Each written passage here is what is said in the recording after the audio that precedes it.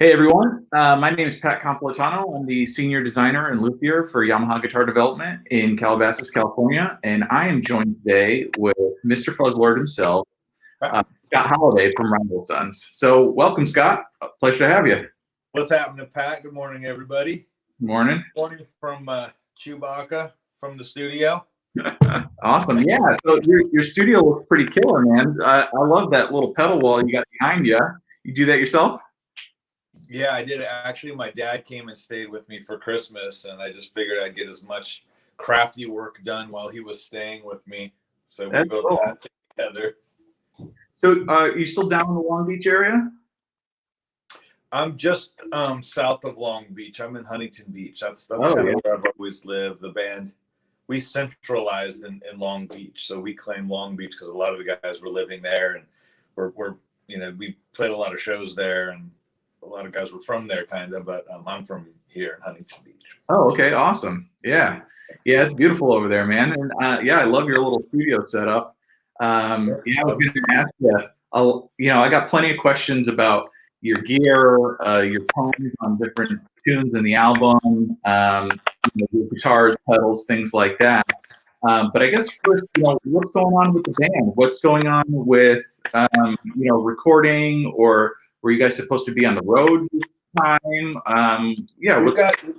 We have tours booked. We started this year, and a lot of bands, a lot of guys that are doing this will relate. You book your year like at the top of the year, all the way out. So we had the whole year booked pretty much, and there's things we haven't been able to announce that we're already canceling, kind of like behind the scenes, unfortunately.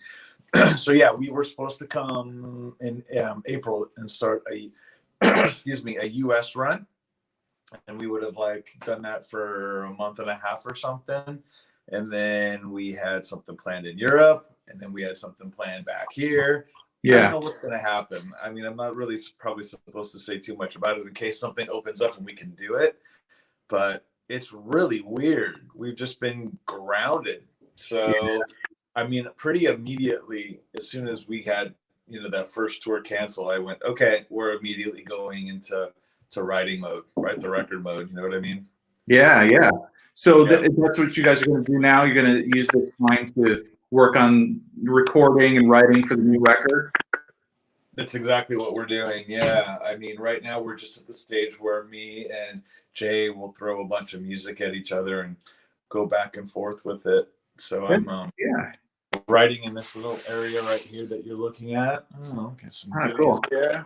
So I'm just kind of writing in this room and writing all over the house and wherever. And let me fix this.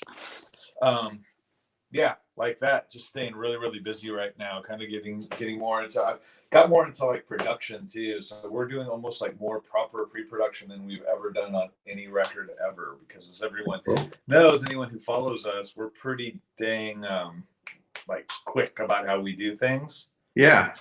We're on the road, and that's been kind of part of our ethos too. But I think with the last record, we slowed it down just because we were switching. We switched management companies. We switched record labels. We came to the band LCS. So we had a minute to go. Let's just hit the brake a little bit and take our time and really write some stuff that we've been wanting to write. Take our time with it a little more than we have. And that worked well for us. So I think this time we just wanted to go the extra mile with it and go, let's really go that direction.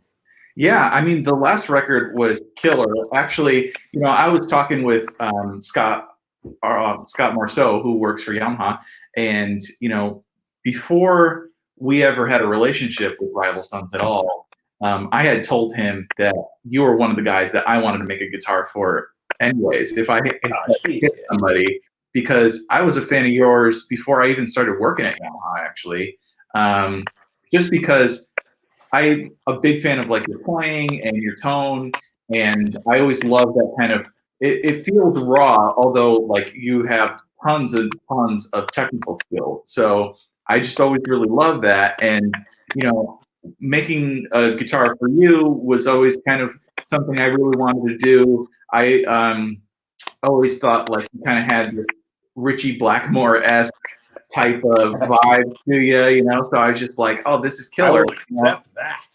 Yeah, and you know, most humbly. I mean, I love Richie Blackmore and all the Deep Purple guys are just amazing. We actually got to do this tour, not with Richie, but with Steve Morris at the helm, at the guitar, who I'm a huge fan of Steve. And yeah, he's killer. It was amazing. We did, it was mostly almost like this long 3 weeks of Germany, believe it or not. But we went other places too, but it was a lot of German dates. And became like really close with those guys. Like every night we hung out. You would just never think.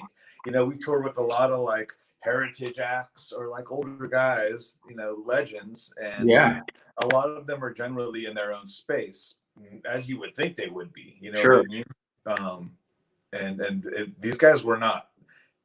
I was feeling like the old man because we want to be like, I'd be like showering in the venue and like getting ready to like get on the bus and call it a day. And I'd be in the room, maybe doing whatever in the dressing room, still in the venue. And I'd be getting ready to call it. And who is it? And it's Raj, man. Oh, holy shit. Roger Glover's coming over to like hang out with me. Yeah. And I'm thinking, he's like, what are you doing? And I'm like in like my Adidas tracksuit, getting ready to go kick it off the bus and call it. And he goes, he comes in and sets down a big bag of weed and some Cavassier. And I go, I guess I'm not going to bed. No. I'm going to sit here with Roger Glover and listen to him talk story. And it was just really wonderful. They're so really warm people. Anyway, I just thought I'd give you this little anecdote. No, that's awesome. I was going to say, you know, I saw you play with Sabbath at the Forum, right? Yeah. Because, of course, I'm a huge Sabbath fan and big fan of yours. So I was thinking, you know, from that tour, how was that? How was working with them? You know, how was being on the road?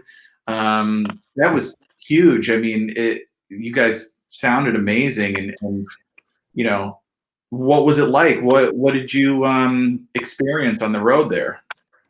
I mean, it was a long tour. It was 18 months on the road with those guys. So it was like a whole spectrum of feelings. You know, you start out just being absolutely enamored. And I don't know. It was a real life rock and roll adventure and a real blessing and just something that you can't really make that happen. You can't really, it kind of just has to happen. Like they have to choose you and then it can go however it's going to go beyond that. And it was amazing. Much like the guys in Purple, the Sabbath guys were really warm and really kind and really friendly. And they loved our band and they were really friendly to us. We all got on really good. They were definitely a little more in their own space. Yeah. And that was a pretty high profile tour. So they were really busy. Yeah. But anytime you spent time with them, it wasn't like that. It was, you know, there were nights where I just got the inkling, like I have to go over and knock on Tony's door. Yeah. Oh, man. I'm here on the road with them. So I'm going to be that guy. I know you can be cool and go, oh, just give everybody their space or whatever. And I went, no, I think I'm really the only guy in the band that ever did that. Where I just went, we're done, they're done, and we're all at the venue. And I know Tony's still here. I'm gonna go say hi. You got to, man. Yeah, you got to. And we ended up hanging out and becoming friends and spending time. And I remember the first time I went over there. And you know, there's a pretty strict no alcohol around law because everybody's like sobering up in there. Yeah. And I went over to Tony's room and I go in there and he just immediately was warm as ever and super cool and complimentary. Couldn't say enough good things, which is the weirdest thing when you're on the road. When a legend like Tony Iommi wants to go on and on about your riff or your tone and you're like, you know, the performance every night, you're just thinking this is so far out. Yeah, it's more than you even dream. When the master of riffs, you know, pretty much like blesses you and says, like, how did you do it? What, you know, it's like, it's got to be the best feeling on earth. I can't imagine, you know, what it must be like. But that's just so like that. It's cool. amazing, and you're definitely going like Wayne's World in your brain. That not worthy, not worthy, Yeah. not worthy. But you don't want to like be that guy, you know, and be like weird. So we hung out, and it was really normal. But the first time I went in there, he came over and was saying all this nice stuff, and I was kind of just like you said, holy shit, that's crazy. And then first thing he did was goes, "You want to have a beer?" Yeah. And I'm not drinking. I haven't drinking in a while, but I was drinking then, and he goes, "Want to have a beer?" And I'm like, yes, I'm going to have a beer with Tony Iommi. So he grabs a couple Coronas out of the fridge, and we sit and have a beer together. It was pretty legendary. That's amazing, man. And did I was you like, oh my gosh, I'm getting asked to have a beer. I thought everybody wasn't drinking. Yeah. Tony's still drinking, so wow, okay.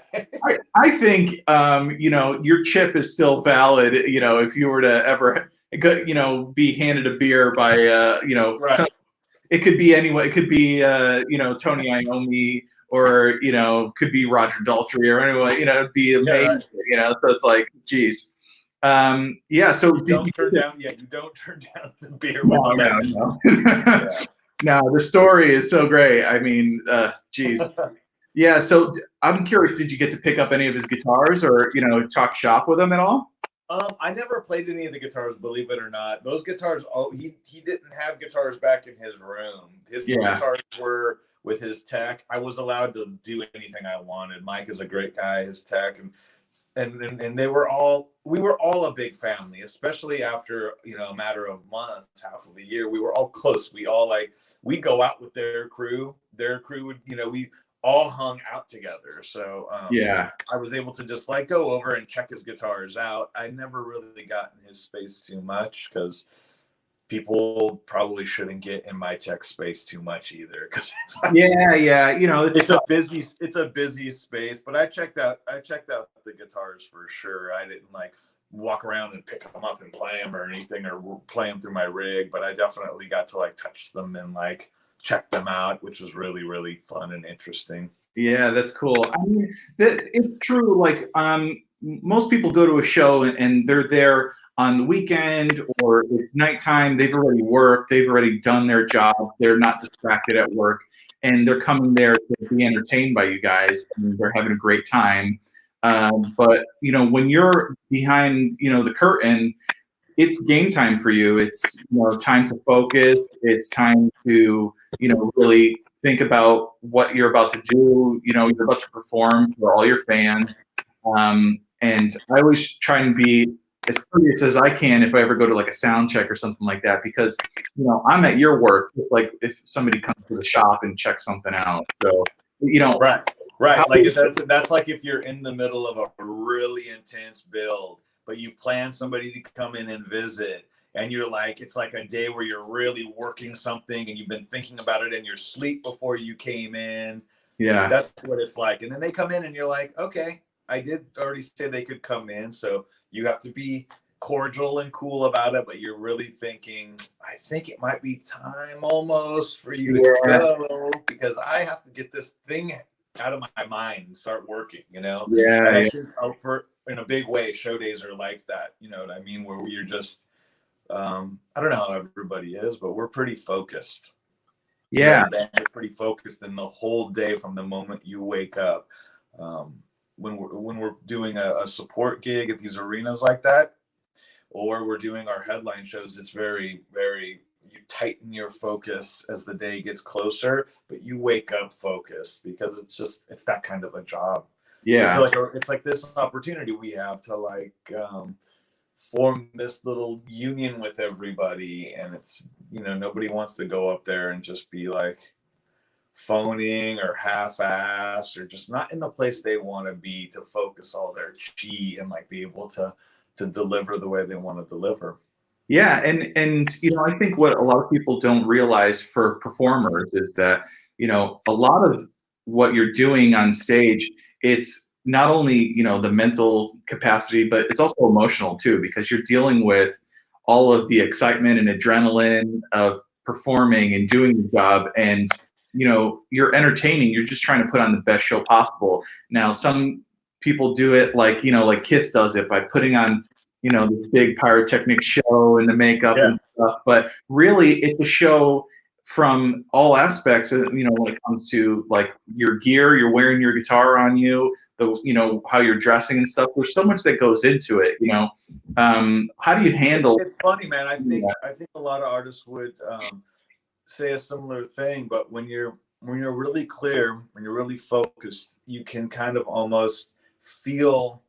You start to really feel the mood, if I can say just for layman's terms, but like the energy of the room. Yeah. If you start identifying with people in the audience and you can kind of see how people are feeling and how they're being affected.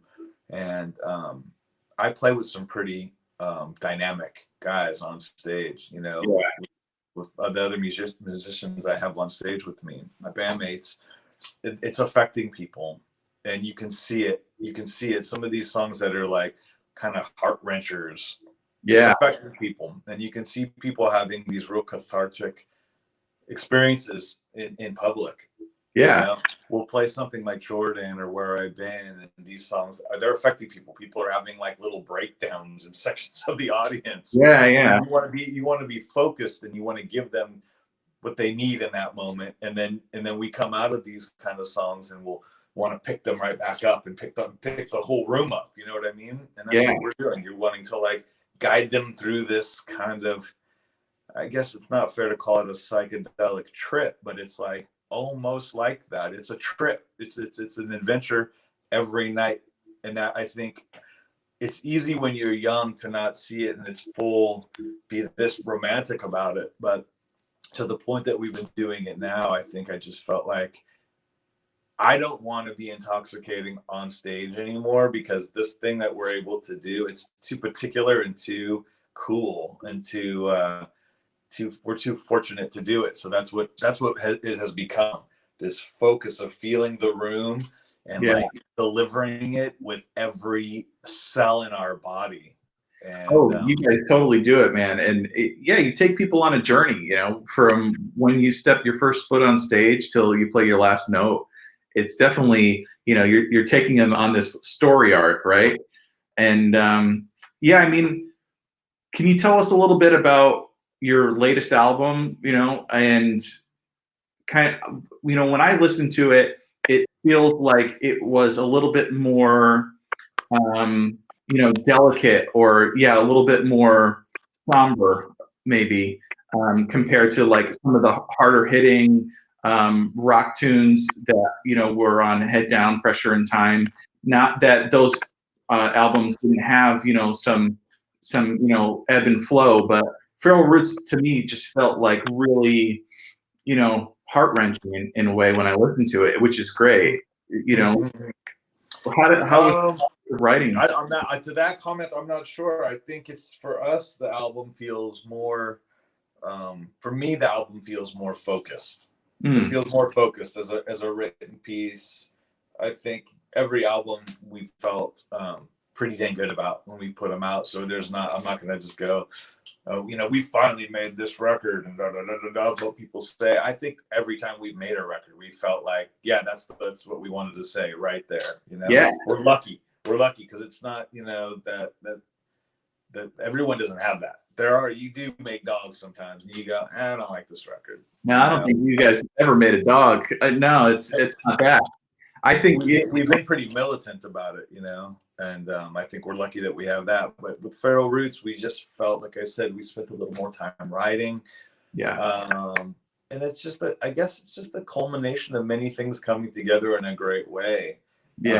Having the right songs, starting it off the right way, the way me and Jay went out to this lake house, and this dilapidated lake house out in Tennessee, and kind of like got into the psyche of what we wanted to do with the record, and like talked it and played a bunch of songs and played them just out in nature, and kind of conceptualized the record like that.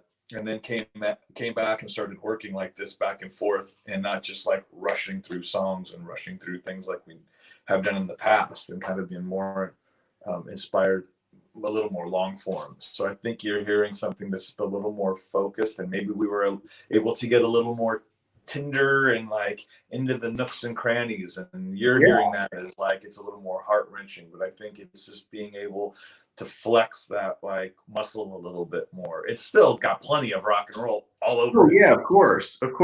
Yeah.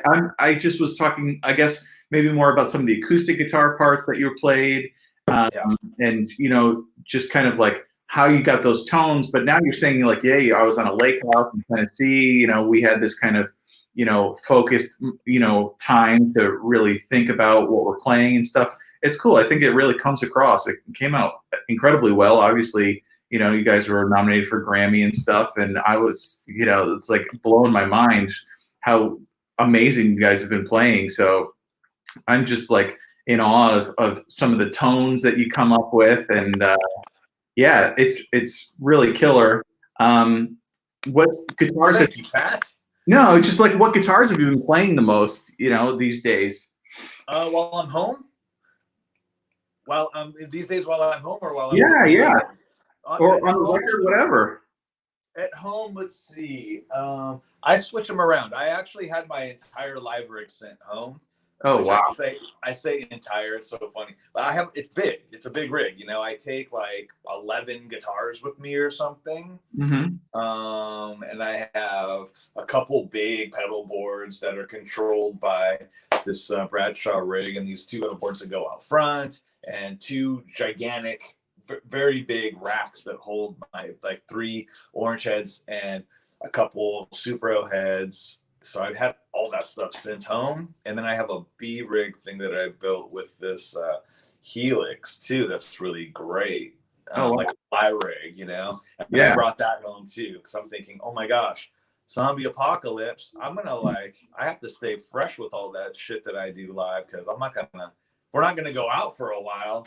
I have to I want to put these songs. Not only do I have to, I want to put the songs under my hand. I want to play the rig, not just sit and play unplugged, which is what I tend to do a lot at home. Believe it or not, a lot when I write, because I have so much sonic goodies. I will try to more write the song pure. 95% of the time, that's how I do it. I will write the song pure. A lot of times, not even on an acoustic, on an electric guitar, unplugged. I just sit with my electrics, and I have so many wonderful guitars that they sound good, not even plugged in. They just sound good. Unplugged electric. So I'll sit and play, and if it's sounding good and the parts work and the riff already has power like that, then I know from there I can kind of almost conceptualize. Like I think of a song like Electric Man off Great Western Valkyrie. I kind of dreamt of this riff before we were in the studio recording, and I dreamt of this riff and woke up with the melody. So I'm like, you know, humming this melody, waking up, getting ready, going, and I'm in the shower, wash my hair, whatever, and I'm humming this melody, kind of working it out exactly what I was hearing in my head. So by the time I got to the studio, I went, give me the guitar. I've been humming this for like 2 hours, you know. That's it right there. This is what I've been hearing. And I go, I already know. I hear what I want to put on it. So I just looked at the board. I didn't even play it. I just looked at my board and I went, this with this with this. I was going to actually, that was one of my questions, asking about that riff, right? So that's really interesting hearing like. I didn't know, there was no doctoring. I dreamt of the riff. I came and played the riff at the studio. I didn't plug into the rig until I already knew what I was going to use on it from my own like artillery per se. Like I knew this delay, this fuzz, and this octave thing. These are the things I want to use for this already. I know it's going to be right. Pop the jack in and went, and it was here, you know. That's awesome. Yeah, I mean, I was actually gonna ask you like what fuzz you use there. I mean, obviously, Mr. Fuzzlord is your moniker, but like, you know, I hear a lot of kind of octavy sounds. I hear fuzzes. I was curious, like, how much do you use that's amp gain? How much is like pedal gain? Do you use a lot of pedals, or do you prefer to kind of keep it a little more like direct? I prefer to keep it direct for sure. I have a lot of stuff because I have 7 albums of like nuances and goodies and like little things like that.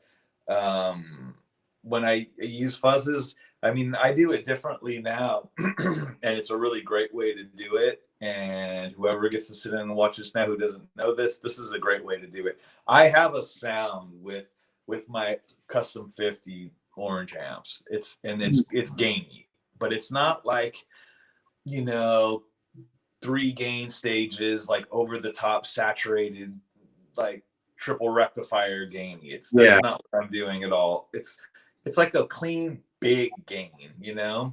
Yeah. But it's dirty. It's angry. Yeah. I'll run a fuzz into that. Depending on what kind of a fuzz you run into, it'll do, you know, a myriad of different fuzzes will do a myriad of different things. But I have some particular ones that I run, and it doesn't particularly make it gainier with the fuzz. It just adds a different character, and it keeps it super angry. And I'm using a lot of the amp gain for that. But at the same time, I am now running an amp that's ran way cleaner. It's still very loud, but it's like almost bone clean. Oh, wow. Okay. I do that with the Supra Statesman, and it's a really great amp. It's the amp that I use. The orange is really the amp that I use and have used for all of our live stuff. That's the bedrock of our live sound, of my live sound. And does the Supra I used on the whole Pharaoh Roots record. Like, I didn't record with that OR50 really, or the CS50. I really used this Statesman for everything. Is that what you had on the side over there? This is, yes, I do have a Statesman head over here. Yeah, this amp on top is a Supreme 1600, which is just a real simple Supra, but it's incredible. It's like a really, you know, bass, like a tone, not even bass. It's got a tone knob and a volume knob. That's what's happening with it. That's cool. I like simple myself. I like, you know, especially on guitars that I make, I try and keep the, you know, number of knobs and things to a minimum. Dude, honestly, if I could, you know, I think every guitar player gets to the point where they just make exactly what they want. A lot of people do this. If I do that and have fun with it, I am the one knob guy. I like to dial shit in, but ultimately, if you could just have a fuzz pedal with one knob, like this thing, hang on. Like my buddy Joe Gore makes this thing. Oh yeah, I know Joe. Yeah, the Duh. He's great. Yeah, he's great. But this is what I'm talking about. It's called Duh. Yeah. He's got one big knob. You want more of that thing? Yes, it's great. And that's awesome. Really great pedal too. Love it. But so, I like one knob situations and simple situations. Ironically, that is not what I'm doing at all. It's much more complex and parameters and into things. But most of the time, I like things really simple. So I just want to add something. If this is the intro, will be these few things that are interesting. You got some swirling and delaying, and maybe some fuzzing happening. That's the most stacking I'm going to do. And then the next sound might be just the amp. Oh, and then the next sound might be the amp with a little bit of delay. And the next sound might just be back to the amp again. And then we might have a bridge with all the goodies that were on in the intro. Something like that. You know what I mean? Yeah, yeah. And I was curious, like, are you, you know, do you always ride the volume knob, or you just always keep it full blast all the time? No, I used to be a pinky volume guy when I played Strats. But as many people will understand, they've never seen me with a Strat now. So I don't... I play Firebirds mostly now, Cower Banshees. I play these wonky different types of guitars, and the kinds of guitars I'm playing now don't have access to the knobs. They're far, so they're not convenient to do this, because the Strat you're playing and the knob's right there. You're picking here, you're doing the tuck. So for years now, since I've been playing these guitars, I use a volume pedal. I use a Dunlop volume pedal. So I'm all foot. Cool. Nice. And I'm on that thing like crazy. Yeah. And it's real subtle. It's almost like you don't even know. You kind of I'm just doing it. I can just feel it, and I walk away from it, and I'll come over and adjust it. Yeah. Yeah. And when we built your big hollow body Revstar, we put the knobs a little bit back towards like the F hole, right? Yes. I'm looking at it. It's so I'm looking and going, this is a great example of very difficult to use the knobs because it's away from where you pick, Yeah. So, have you been playing that guitar much? Has it been holding up? Yeah, I've written on that guitar and played on it a bunch. It needed a little TLC when I came home from the last tour in December, January, just because you built this guitar and it's an amazing guitar. Oh, Fantastic work, first off, Pat. oh, I love it. I love it. And it was just like one of those things where you dream something up and you come up with an idea, and it was so fun to do it with you guys. It was like yeah, such a far out process, and then to actually get it in hand and first see it and go, oh shit, that is pretty much exactly what I was thinking, and then to play it and go, wow, and it was cool because I found immediately when I first touched it, down at the custom shop, right when you handed it to me, I thought, oh, this is like really interesting. It has character, the guitar. This yeah, isn't like some kind of like it's not like it wasn't too slick yet. That's what I thought. Like, this thing has a lot of character. That's what I like. I like a guitar with character. Like, it just felt like it needed to be wrangled with in a certain way, yeah. And, It's a very unique piece. I mean, at the time, that was like the first guitar like that I had made. I don't know if you want to show the folks, but like, we want to show them immediately. Yeah, let me yeah, grab it. yeah. One of the things that you asked for was like that you wanted the guitar to be bigger. You wanted it to be really, That's the first thing I said. I have this great relationship with you guys and with Scott and everything. And he was talking to me, and you guys were pushing these Revstars really hard. And I got one of the first ones, and I used it on Hollow Bones on Thundering Voices. I actually recorded with it. yeah, It's still in that tuning, and it's got this hand mixed green paint and these great what do you call them? The great screen pickups. oh, the gold foil, yeah, the Lawler gold foil pickups. Those are Gold killer. foils, yeah. Sorry, it's got gold foils, and it's this great color, and I loved it. And then I was looking at it on me, and I play all these gigantic, wonky, weird guitars, and I go, this thing just looks small. It's smaller than an SG on me. It looks like miniature. It just looks weird on me. It doesn't Sure. fit in with the rest of my guitars, So I go, I love it, but I don't think I want to play this thing live. So we were talking, and I just kind of came up with this funny idea because I started to use more hollow body guitars. I had Doug Cower build me something that he came up with, the Star Chief. That's insane. And I got this Fano that I love. And I just had these guitars that were big and hollow. And I go, I think this next album cycle, that's what I'm going to move into. So I reached out to you guys really as a shot in the dark, kind of almost like, of course, they're not going to do this. But let me just say, will you do me a gigantic Revstar? Like a big, as big as we can get it, and as deep as you guys will, yeah, as long as deep as you will make it, as thick and as big as we can possibly get it. What do you think? Like, and I was thinking almost like a Country Gentleman or something like this, just wonky. And it came back like a week later. Scott hit me up and said, "We had the meeting. They're gonna do it. They're gonna build it. Let's do it. Talk to Pat." And I went, "You gotta be kidding me." He goes, "No." Yeah. So we started to work on it, which is cool. I really like the odd request, that I kind of feel like that's Yamaha's specialty is, we do the weird, we do the out there, we invented weird, and, we like to take on a challenge. And when you came to me with this, I was just like, oh, okay, you want it hollow. And then we talked about like, do you want it fully hollow or you want it semi-hollow? So you're like, oh, I want the block in the middle. But I was like, I don't want to make the guitar too heavy. So, which I will say, I would have wanted it fully hollow. Fully hollow is cool. It's the coolest. And when you're playing it at home or plugged in or with the small amp, it's the coolest. It's the most tone. It's the most tone. It's the best sound. Yeah. But you throw a 50-watt amp or two and a few cabinets and a couple fuzz pedals onto that, maybe some delay, and put that in a large theater and arenas, and it's like, oh shit. I'm not doing the ISO boxes. My shit's still live on deck, and it's just I'm doing Ted Nugent, like Songbird. What do you call it? Like the Birdlands or whatever he used to play. The Ted Nugent.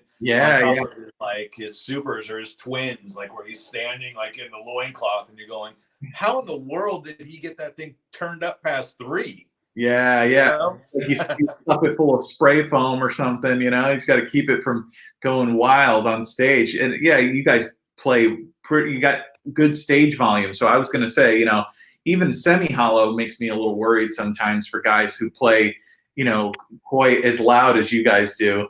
And For me, I mean, it's you have to gate stuff, dude. Honestly, it's like if you're using like copious amounts of gain and there's volume on deck, and even if I'm playing quietly, I still have to be loud because the deck is loud. You have to turn up monitors or whatever. We're about to probably go to ears anyway, which changes everything. Then I maybe will have you build one with no block. Oh yeah. You know, that's one of the things that I really like to build is like arch tops and hollow bodies and things like that. I made some other instruments for like John Patitucci, you know, big hollow body bass. And that's kind of like, you know, I think the pinnacle of guitar making, you know, is like the most difficult thing you can do. And, you know, no one's thinking, when you think about craftsmanship, no one's thinking about a Telecaster. No one's thinking about the bolt-on neck and the like hard angles, which is one of the greatest instruments ever built. But you know what I'm saying, like the mother of toilet seat and like the simple parts. You're always thinking of like a D'Angelico or like these early, you know, these like 40s Gibsons where they're just like these beautiful crafted instruments, you know? Yeah.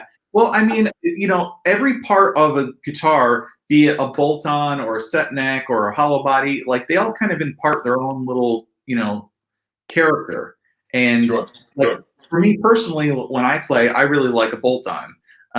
And it's just a sonic thing. But like a lot of your guitars are set necks or, you know, and are kind of big bodies and stuff. So they are now. I used to be a bolt-on guy. I was a Fender guy forever. I still love. Who doesn't like the Esquire? The single pickup Telecaster, the Esquire could be, you know, the most manly, tough guitar ever built. It was one of the, you know, first electrics, and it's just still to me one of the coolest things ever.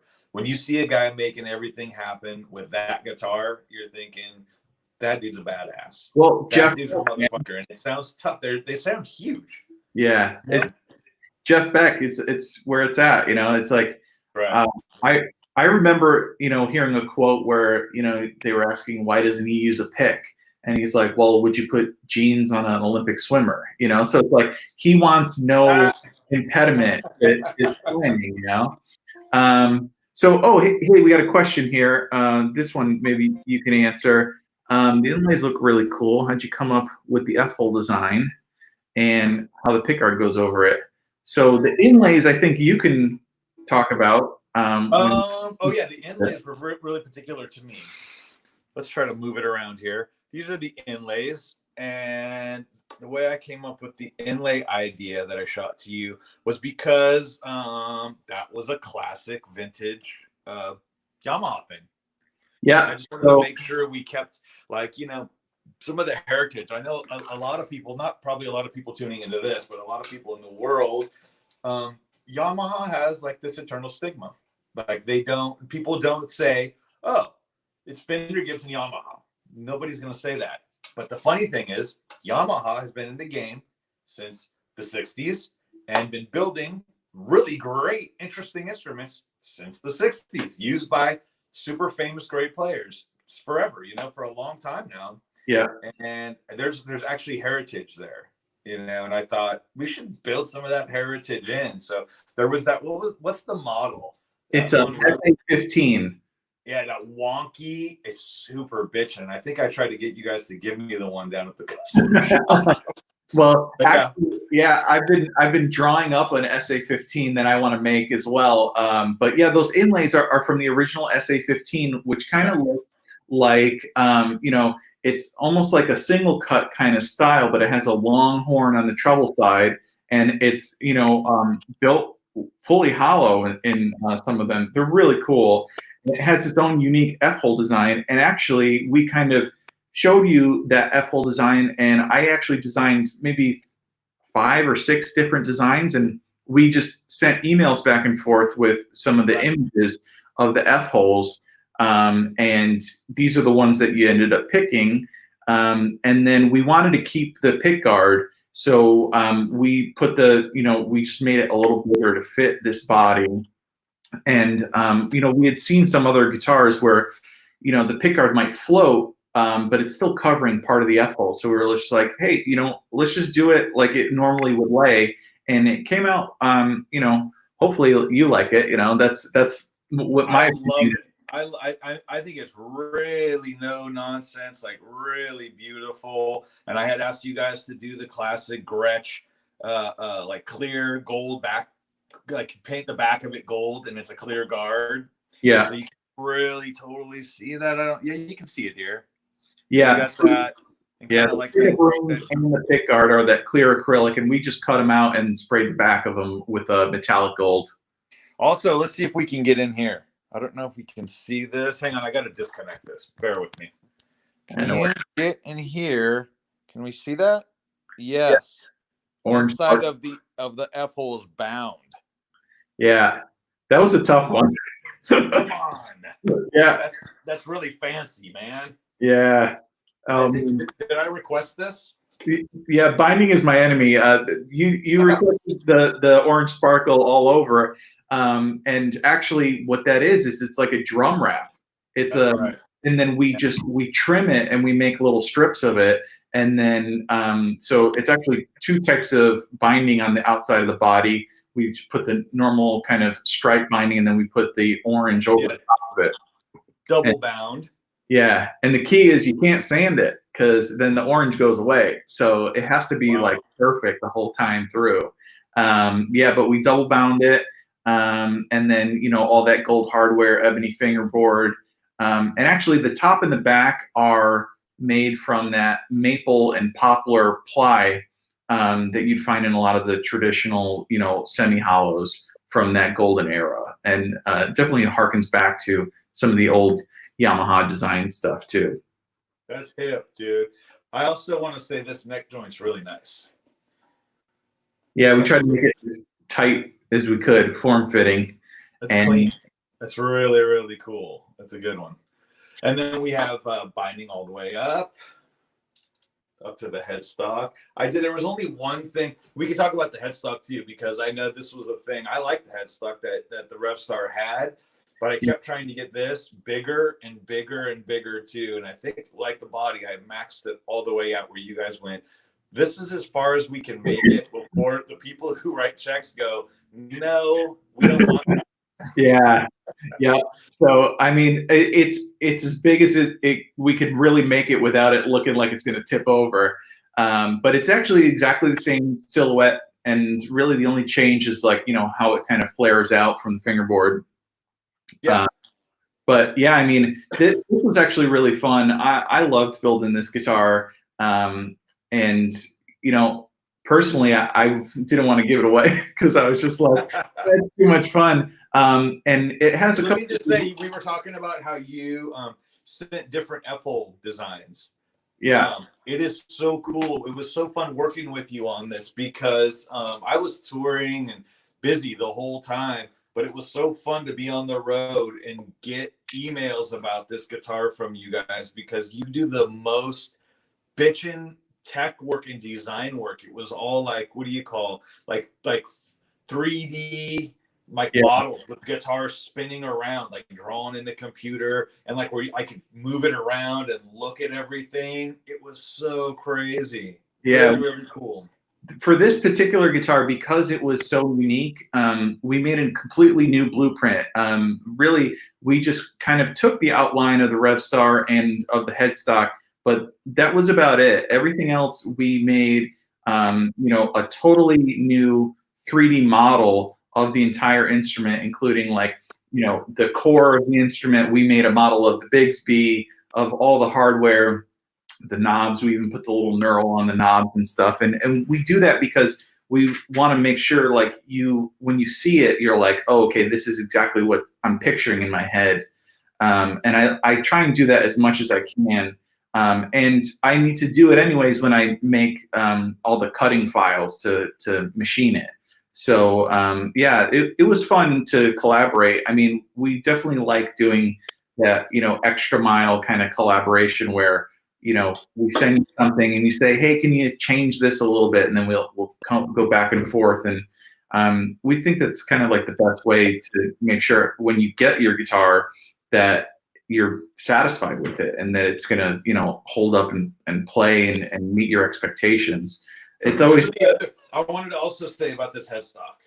And first off, it did meet my expectations, and I completely loved it. And I was really honored to get to design it and do this idea with you guys. And it was just incredibly fun and a really pleasing experience all the way front to back. The one other thing that we didn't do that I wanted to do, do you remember what it was? Yeah, we can't, but yeah, I know what you mean. Can I talk about it? Yeah, go ahead. It's fine. Okay.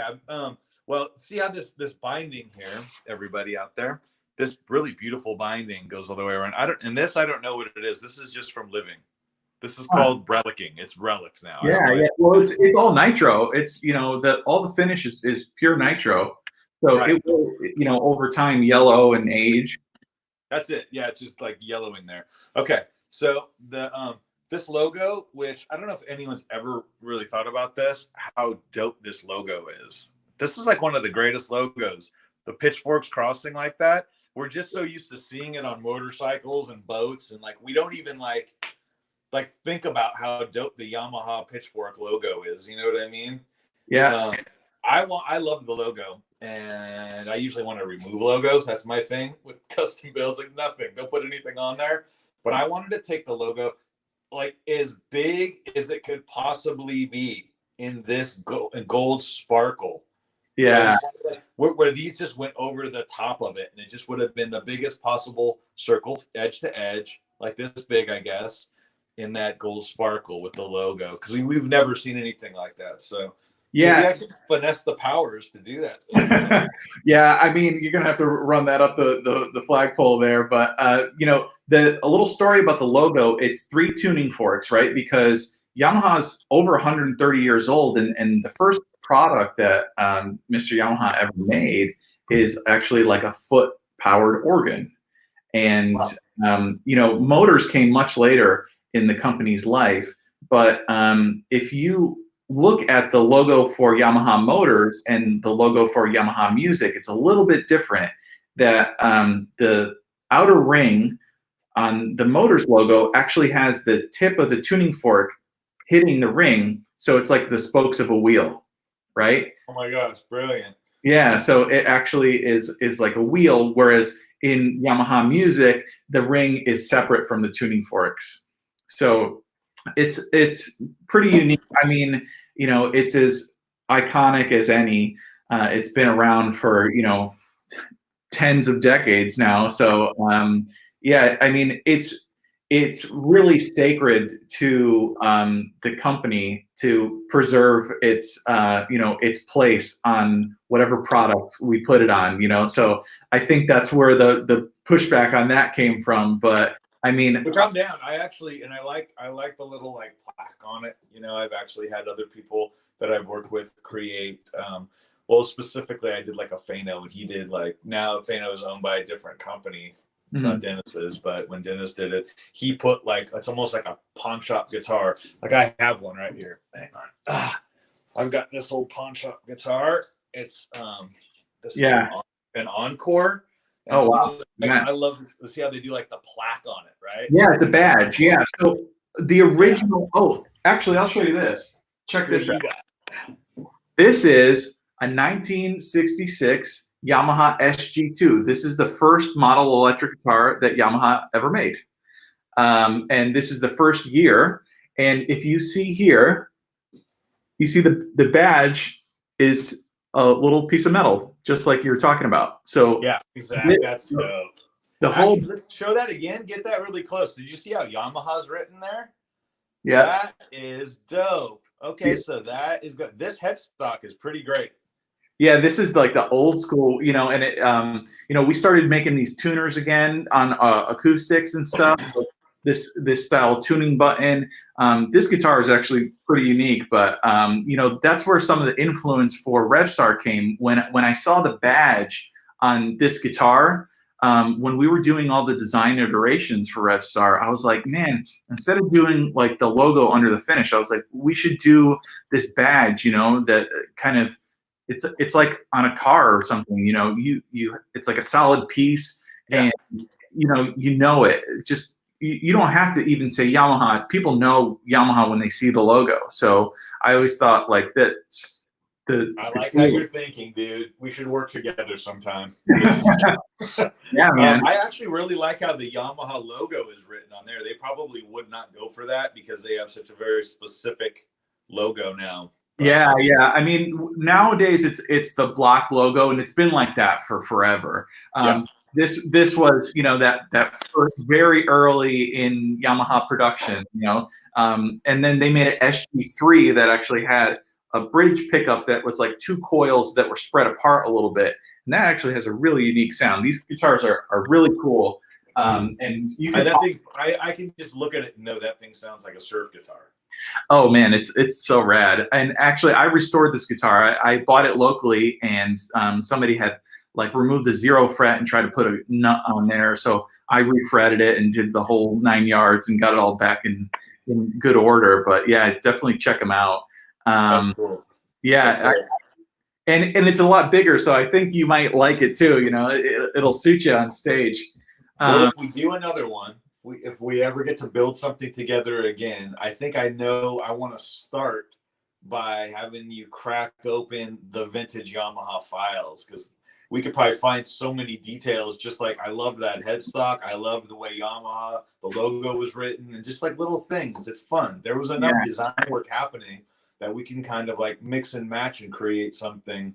Well, you know. I think, you know, if you're back on the road and you ever hit Japan, I think I'm gonna have to meet you there and open the vault.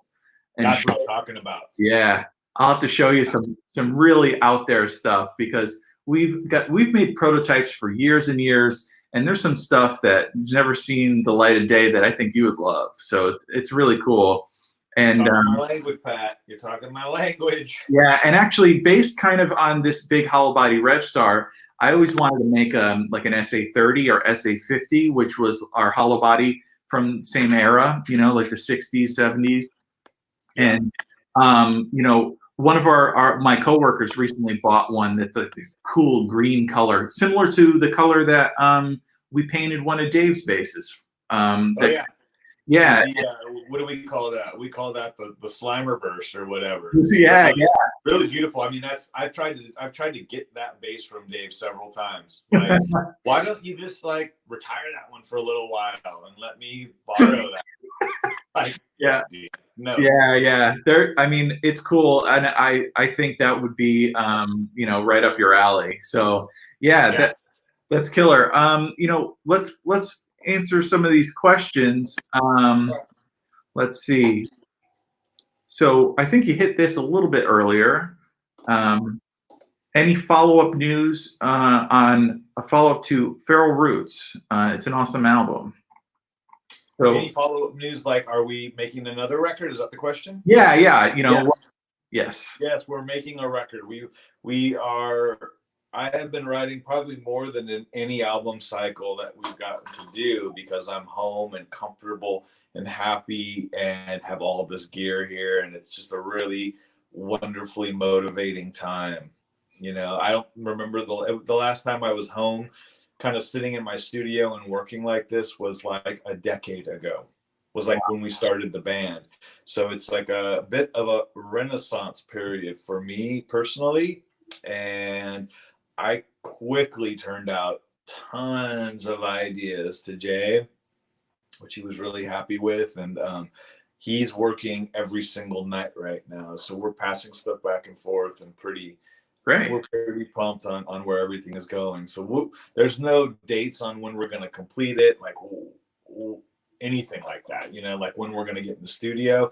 But we're going to have a record done, I think, before the end of the year, but we'll see. Oh, great. That's killer. So I guess in relation to that, can Scott elaborate on his studio gear setup for recording Feral Roots? I did not record Feral Roots, but the studio we used RCA Studio A with Dave Cobb. It's far too elaborate and gigantic for me to get into. That sounds like Dave Cobb territory. Mhm. And or Eddie Spirit, you know, definitely our engineer. But we also recorded at Muscle Shoals, which was a much simpler Cool. setup, which we had to bring the gear into. We brought our own goodies into that place, but it's the same room, and it looks basically like it could be 1970 in there. It's Oh man, pretty far out. I watched that Muscle Shoals documentary and I loved it, man. It was so Yeah. cool. Check it out on Netflix, people, if you haven't seen it. It's so killer. Yeah, it's good watching. It's great. And the place is untouched. The neighborhood is untouched. We had David Hook come out. He lives right around the corner still. He came out in his old Porsche and talked story with us. It was like, Yeah, yeah, it was really crazy. that's amazing. I'm sorry. Say it again. Oh, no, no worries. So let's see. Pablo asks, is it a baritone, your guitar? No, it's not. It's 24 3/4 inch scale. Mm-hmm. Mm-hmm. All right. And let's see. Your main influences on playing. Well, I think my main influences change all the time.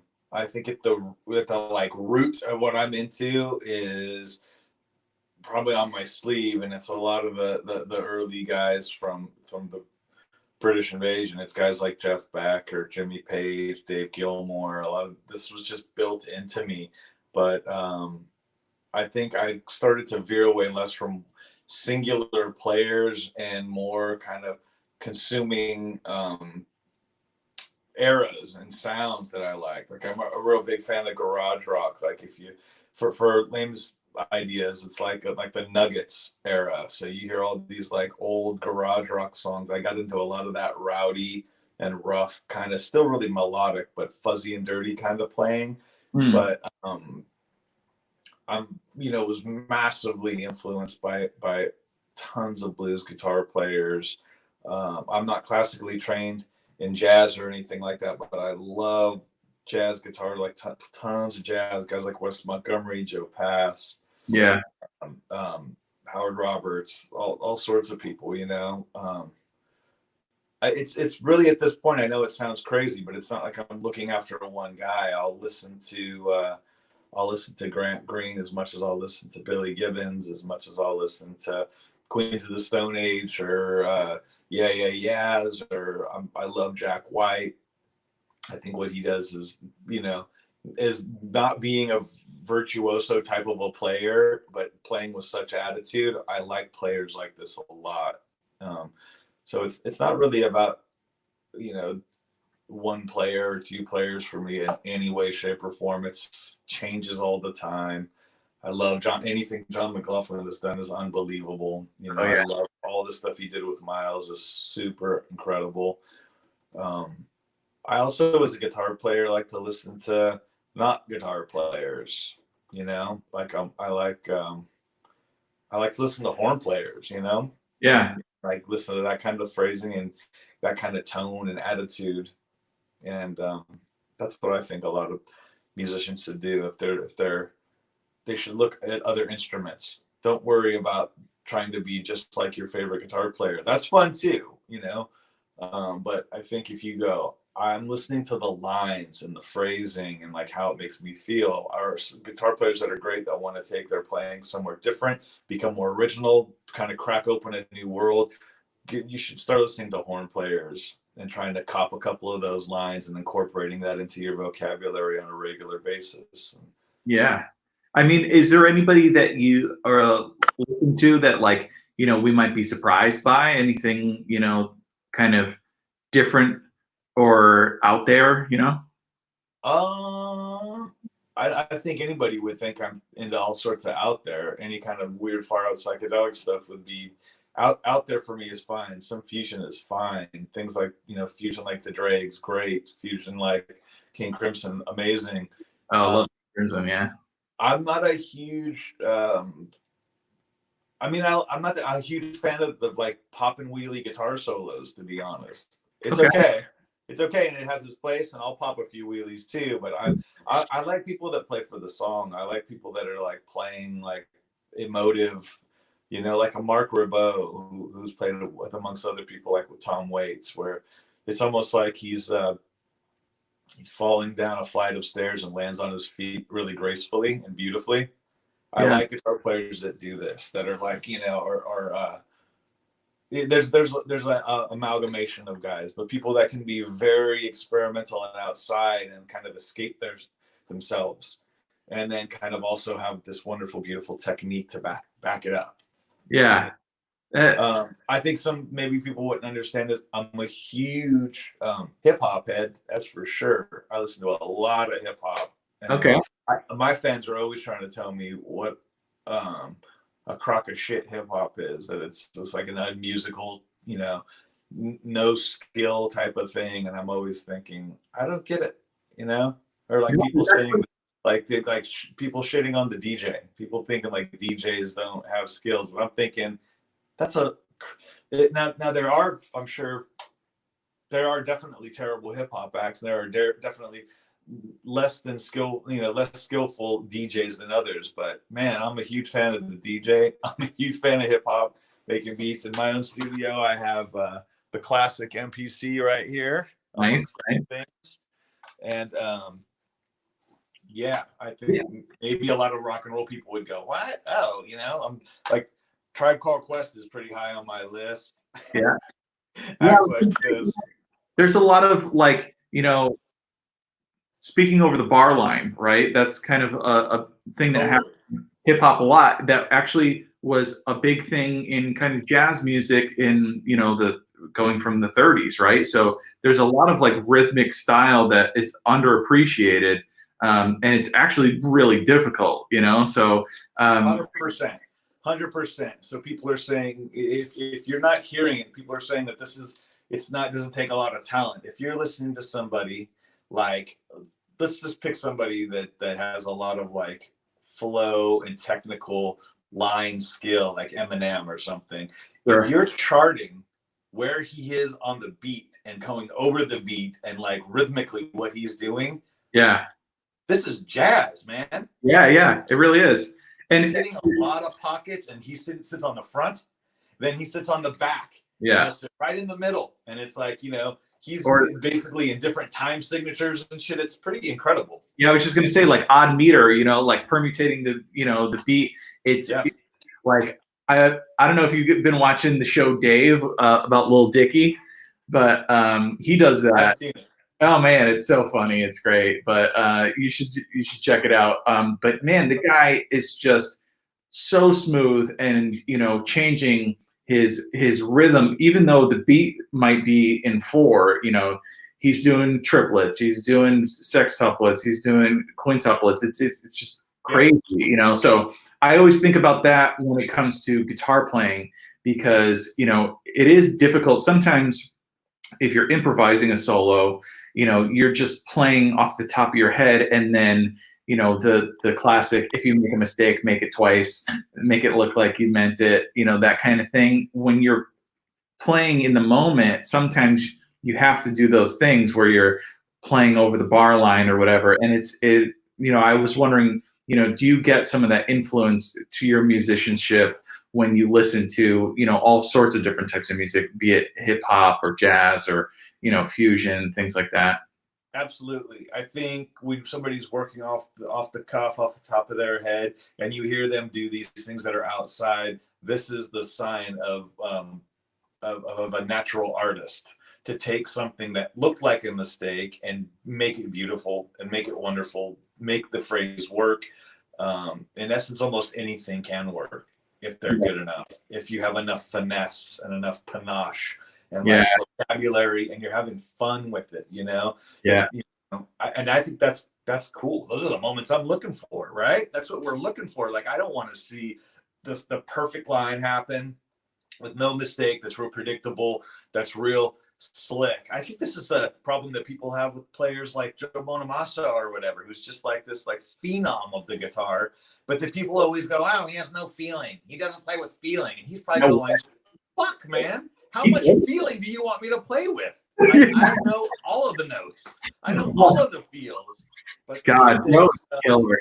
Yeah. It's like some people, they want a dirty guitar, and it's almost like he's incapable at his point of being dirty anymore. He's just like, he's finessed the guitar to death. It's like, he can't, the dude can almost not make a mistake. But we love, almost all of our favorite jazzers made mistakes and went outside. Miles, Coltrane, the guys on the Mount Rushmore of like experimental jazz, and like the early forefathers of jazz, they stepped outside. Oh, that yeah. was the idea. Yeah, for sure. I mean, shit, they were taking drugs to step outside, like taking heavy drugs. Yeah. Smoking a joint. They were like going big. Yeah. So get away from themselves. They stepped outside, around the corner, different town. Yeah, they were all over the place. Yeah, it's wild. They were just trying to just get away, and really, they're trying to get away and almost surprise themselves. And this is what's great, So I'm definitely into that. And we're still a rock and roll band. It's not fusion or jazz. It's not like we're Fish. But if you come to a Rival Sun show on any given night, you may get a heavier helping of that than the next night. You never know. Yeah. There's nights where we'll go into 15-minute forays of just like, let's just play together on deck and see where it goes, And there's been nights where we played for 15 minutes like that, 20 minutes, and it's just becomes 3 different songs. And it's really, really not talked about at all. Like not one single breath of it before we went out, not one single talk of it on deck. It's just, I will be inspired or Miley will be inspired, and we will start moving in a direction, and they'll just look over and I'll just go, this is what we're going to do, man. So everybody's kind of going, okay, let's cover each other and let's make something in the moment. That's really wonderful. And I think if you look at any art can be like that. You see painters that work outside themselves. They do something that seems like it's abstract, it's strange, it doesn't make sense. What to say of like Van Gogh and Picasso and these like early people that were experimenting and doing something strange? They must have threw paint down. Jackson Pollock, they must have threw paint on that canvas and went, this doesn't work so much that it works, and I'm going to move in this direction. I'm going to keep pushing here, Yeah.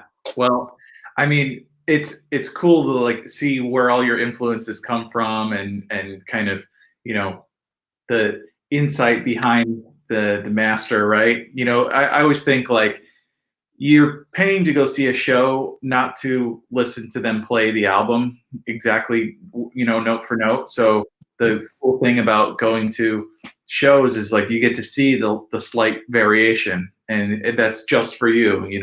You went to that show, you get to see that thing. And I mean, I really respect it a lot. I think you guys have been doing an amazing job, and of course, sounds killer.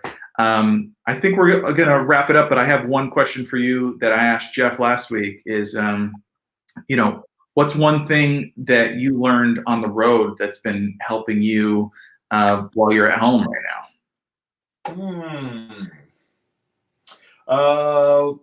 I have one off the top of my head, would be probably routine. I think a lot of times when musicians come off the road, certainly myself, you kind of get out of routine, because on the road, it's all routine. It's like you eat at a certain time so you can be right for the show.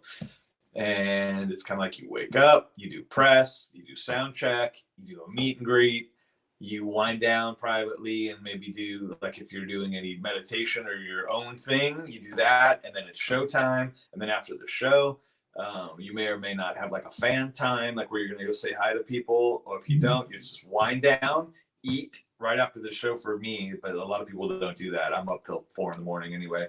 But like, it's like this very regimented routine that happens. And that's something I've learned. When I come home, I'm just like, I'm home. I'm going to the beach. I don't know what I'm doing. I'm just doing whatever. I'm just like relaxing, Yeah. Back on the road. So now that we're stuck in our little places that we live and not getting out into the world, I think being in a routine is crucial, and it keeps you sane and it keeps you healthy. Like waking up, however you're going to do your routine, exercising first, or making making coffee or tea, getting to your exercise, or maybe getting into the studio for a couple hours, then getting out and like do some exercise, do a bike ride or run or whatever you do, and then maybe spend some time with the family, and then make lunch together, like I'm like this. Yeah. You get into a routine, and I think this is what keeps us sane. Otherwise, I'm sure a lot of people aren't into their routines, and they're probably about to want to jump out the window. Yeah. This is going to help. This is going to help. That's probably the biggest one that I can take from the road to this time. Awesome. Well, thanks so much, man. We look forward to having you back in the workshop again sometime soon as we can. Best wishes to you and your family, to the band, and we'll catch up with everyone soon. Cheers, guys. Hey, see ya.